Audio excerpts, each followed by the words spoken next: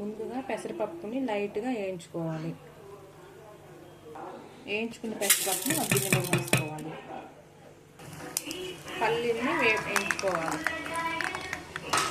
మంచిగా ఫ్రై చేసుకోవాలి.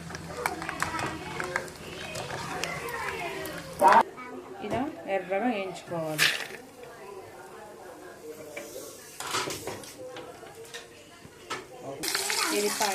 ఎల్లిపాయని దంచి ఫ్రై చేసుకోవాలి.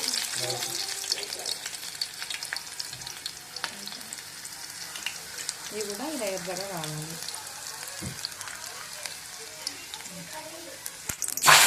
నెక్స్ట్ కరివేపాకుని వేయించుకోవాలి.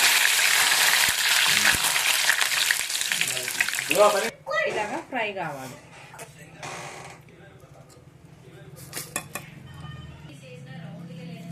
నూనె బాగా కాగినప్పుడు ఇట్లా అటుకులు వేసుకోవాలి.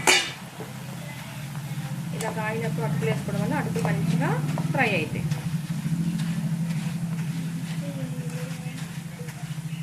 ఫ్రై అవ్వాలి. ఇవన్నీ ఒక గిన్నెలో వేసుకోవాలి. కొంచెం పసుపు, మనకి సరిపోను కారం, సరిపడా సాల్ట్, ఇవన్నీ వేసుకొని ఇలా మిక్స్ చేసుకోవాలి.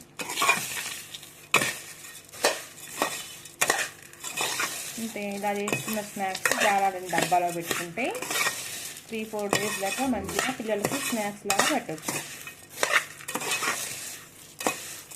ఇలా ఈవినింగ్ టైంలో స్నాక్స్ లాగా పిల్లలకి పెట్టాలి.